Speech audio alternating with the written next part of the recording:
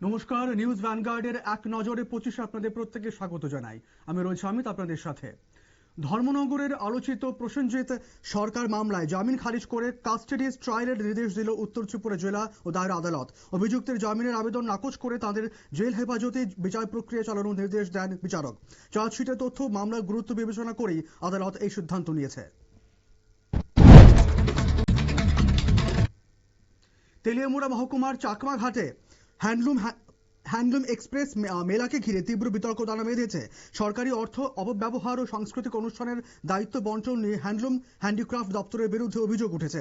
অভিযোগ, তথ্য ও সংস্কৃতি দপ্তরকে বাদ দিয়ে বেসরকারি ইভেন্ট সংস্থাকে দায়িত্ব দেওয়া নিয়ে সমালোচনার ঝড় উঠেছে।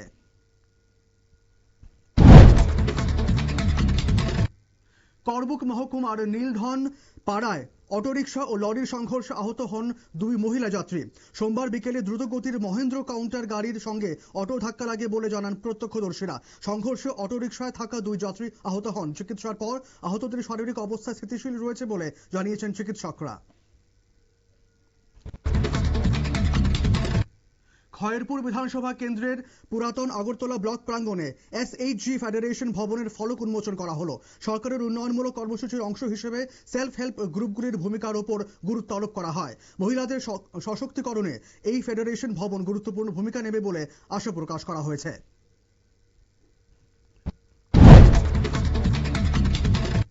বিশালগড় থানার রঘুনাথপুর দাসপাড়ায় দুষ্কৃতীদের হামলায় গুরুতর আহত বিজেপি নেতা। আহত অসীম আহমেদ, যিনি বিজেপির মেম্বার ও সংখ্যালঘু নেতা হিসেবে পরিচিত। রবিবার রাতে তাকে লক্ষ্য করে মারধরের অভিযোগ উঠেছে। দমকল কর্মীরা উদ্ধার করে তাকে বিশালগড় মহকুমা হাসপাতালে নিয়ে যায়। ঘটনায় এলাকায় উত্তেজনা ছড়িয়েছে। তেলিয়ামুড়াতে জেলা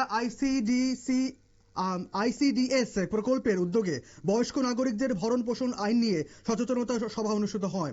সভায় প্রধান অতিথি বিধায়িকা কল্যাণী সাহা রায় বলেন, পিতামাতা ও নাগরিকের ভরণ পোষণ ও কল্যাণ আইন 2007 বয়স্কদের অধিকার ও মর্যাদা রক্ষায় গুরুত্বপূর্ণ। বয়স্কদের প্রতি যত্নবান হতে আহ্বান রাখেন তিনি। বিলোনিয়ার ঈশ্বরচন্দ্র বিদ্যাসাগর কলেজে 3রা মার্চ অনুষ্ঠিত হতে চলেছে বিকশিত ভারত যুবক পার্লামেন্ট। অধ্যক্ষ মনোরঞ্জন দাস জানান, কেন্দ্র সরকারের যুব কল্যাণ দপ্তর দ্বিতীয়বার কলেজকে নোডাল কলেজের দায়িত্ব দিয়েছে। 2026 সালের কর্মসূচির মূল থিম যুব নেতৃত্ব, গণতান্ত্রিক আলোচনা ও জাতীয় উন্নয়ন ভিত্তিক প্ল্যাটফর্ম। মুঙ্গিয়াকামে রেল স্টেশন চত্বর থেকে প্রায় 10 কেজি গাঁজা সহ দুই ব্যক্তিকে আটক করল পুলিশ। ধৃত মধু কুমার ও সন্তোষ কুমার বিহারের বাসিন্দা এবং ট্রেনে করে গাঁজা পাচারের চেষ্টা করছিলেন। উদ্ধার হওয়া মাদক বহিরাজ্যে পাচারের উদ্দেশ্যে নিয়ে যাওয়া হচ্ছিল বলে প্রাথমিক অনুমান। অভিযুক্তদের বিরুদ্ধে NDPS আইনে মামলা রুজু করেছে পুলিশ। ধর্মনগরের পদ্মপুরে অবস্থিত গোল্ডেন ভ্যালি ইংলিশ মিডিয়াম স্কুলে রবিবার রাতে অফিস ঘরের তালা ভেঙে আলমারি তছনছ করা হয়েছে। আরও কয়েকটি কক্ষেও ভাঙচুরের চিহ্ন মিলেছে। চোরেরা সিসি ক্যামেরার সংযোগ বিচ্ছিন্ন করে দেওয়ায় ঘটনার ফুটেজ মেলেনি। ঘটনায় এলাকায় রাতের নিরাপত্তা জোরদারের দাবি জানিয়েছেন স্থানীয়রা।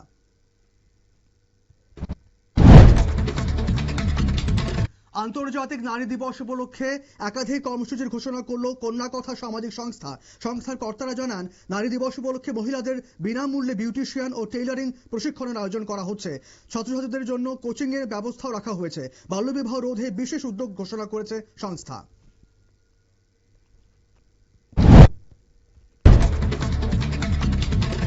একসঙ্গে নিয়োগের দাবিতে TRBT চেয়ারম্যানের সঙ্গে সাক্ষাৎ করে 2024 সালের টেট 2 পরীক্ষার উত্তীর্ণ চাকরি প্রার্থীরা চেয়ারম্যান প্রত্যুষ রঞ্জন দেবের সঙ্গে। তাদের দাবি, সকল উত্তীর্ণ প্রার্থীকে একসঙ্গে নিয়োগ করতে হবে।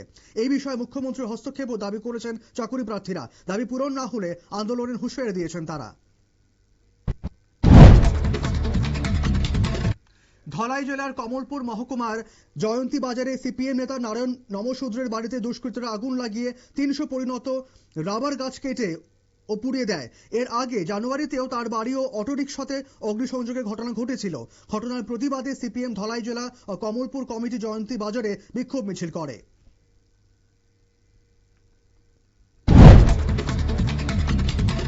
পুরসভার বিভিন্ন সমস্যা নিয়ে মেয়রের কাছে ডেপুটেশন দেওয়ার জন্য সময় চেয়েছিল কংগ্রেস। অভিযোগ, টানা 6 মাসেও মেয়রের তরফে কোনো সময় দেওয়া হয়নি। এরপর পুর কমিশনারের কাছে ডেপুটেশনের জন্য সোমবার দিন নির্ধারণ করা হয়, কিন্তু কমিশনার রাজ্যের বাইরে থাকায় কর্মসূচি স্থগিতের সিদ্ধান্ত নেয় সদর জেলা কংগ্রেস। স্টাইপেন্ডের দাবিতে ওবিসি কল্যাণ দপ্তরে অধিকর্তা নির্মল বিশ্বাসকে ঘেরাও করে বিক্ষোভ দেখান ওবিসি ছাত্রছাত্রীরা। তাদের অভিযোগ, বারবার আশ্বাস মিললেও এখনো পর্যন্ত স্টাইপেন্ড মেলেনি। অধিকর্তার দাবি, কেন্দ্র থেকে টাকা না আসায় স্টাইপেন্ড দেওয়া যাচ্ছে না। অবিলম্বে স্টাইপেন্ডের দাবিতে আন্দোলনের হুঁশিয়ারি দেন পড়ুয়ারা।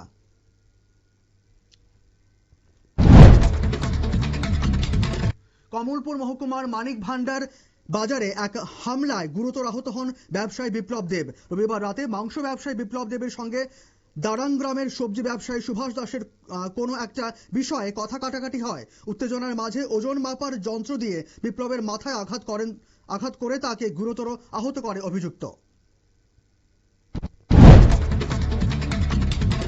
প্রতিটি কেন্দ্রীয় মন্ত্রককে 6 মাস অন্তর পারফরমেন্স রিপোর্ট জমা দেওয়ার নির্দেশ দিল ক্যাবিনেট সচিবালয়। 2024 সালের লোকসভা নির্বাচনের পর থেকে তৃতীয় দফায় গঠিত নরেন্দ্র মোদী সরকারের গত 1.5 বছরের রিপোর্ট মার্চের মধ্যে জমা দিতে বলা হয়েছে। এই নির্দেশে মন্ত্রকগুলি চাপে পড়ছে বলে জানা গিয়েছে।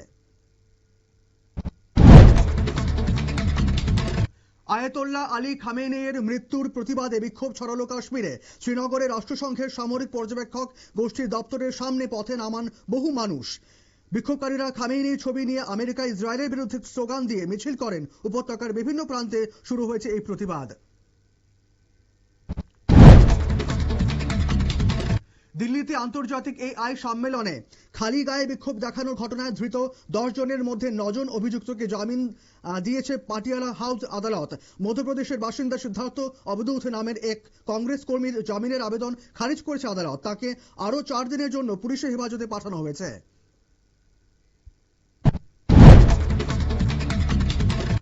ইরানে আমেরিকা ইসরায়েল হামলার পর সম্ভাব্য অশান্তির আশঙ্কায় রাজ্য ও কেন্দ্রশাসিত অঞ্চলগুলিকে চিঠি পাঠিয়ে সতর্ক করল কেন্দ্র। চিঠিতে ইরানের সমর্থনে উস্কানিমূলক মন্তব্যকারীদের চিহ্নিত করার নির্দেশ দেওয়া হয়েছে। এই ধরনের কার্যকলাপের বিরুদ্ধে দ্রুত পদক্ষেপ নিতে বলা হয়েছে প্রশাসনকে। পশ্চিম এশিয়ায় যুদ্ধ পরিস্থিতি মধ্যে আটকে থাকা ভারতীয়দের ফেরাতে প্রস্তুতি নিচ্ছে কেন্দ্র। কেন্দ্রীয় মন্ত্রী প্রহ্লাদ যোশী জানিয়েছেন, সরকারের তরফে বিভিন্ন দেশে থাকা ভারতীয় মিশনের সঙ্গে যোগাযোগ রাখা হচ্ছে বলে জানান তিনি।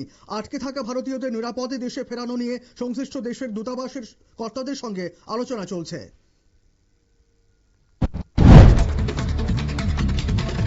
ইরানের পরমাণু কেন্দ্রে যৌথ হামলা করেছে আমেরিকা ইসরায়েল। ইরানের রাষ্ট্রদূত রেজা নাজাফি দাবি করেছেন, রবিবার হামলায় তাদের একটি পরমাণু কেন্দ্র ক্ষতি হয়েছে। তবে রাষ্ট্রপুঞ্জ নিয়ন্ত্রিত আন্তর্জাতিক পরমাণু শক্তি সংস্থা IAEA এর প্রধান রাফায়েল গোসের দাবি, এখনো পর্যন্ত ক্ষতির কোনো স্পষ্ট প্রমাণ মেলেনি।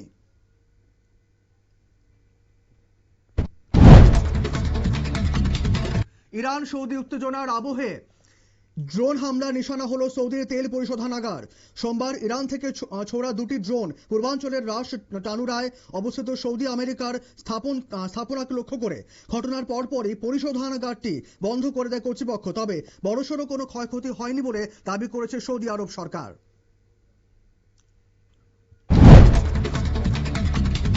যুদ্ধ শুরু হতেই কৌশলগত পদক্ষেপ হিসেবে ইরান কার্যত বন্ধ করে দিয়েছে হরমুজ প্রণালী দিয়ে পণ্যবাহী জাহাজ চলাচল বন্ধ হয়ে যাওয়ায় তেল পরিবহনে বড় ধাক্কা লেগেছে। আন্তর্জাতিক বাজারে জ্বালানির দাম ক্রমশ ঊর্ধ্বমুখী হয়ে উঠছে। আমেরিকা ইরান যুদ্ধের আবহে বিশ্ববাজারে লাফিয়ে বাড়ছে অশোধিত তেলের দাম। ইরানে মার্কিন ইসরায়েল যৌথ হামলার সিদ্ধান্তে সমর্থন জানিয়েছেন মাত্র 27%। সংবাদ সংস্থা রয়টার্সের সমীক্ষায় দেখা গিয়েছে 43% মার্কিন নাগরিক হামলার বিরোধিতা করেছেন। প্রেসিডেন্ট ডোনাল্ড ট্রাম্পের সিদ্ধান্তকে ঠিক বলেছেন 55% রিপাবলিকান সমর্থক। তবে 13% রিপাবলিকানও বিরোধিতায় সামিল। পশ্চিম এশিয়ায় যুদ্ধে জড়িয়ে পড়ল লেবানন। তেহরানের ঘনিষ্ঠ মিত্র লেবাননের সশস্ত্র গোষ্ঠী হিজবুল্লাহ ইসরায়েলে রকেট হামলা শুরু করেছে। তবে লেবানন সরকার এই হামলার প্রতি সমর্থন জানায়নি বলে জানা গেছে। এর জবাবে ইসরায়েল লেবাননের বিভিন্ন স্থানে পাল্টা আক্রমণ শুরু করেছে ফলে পরিস্থিতি আরো অগ্নিগর্ভ হয়ে উঠেছে।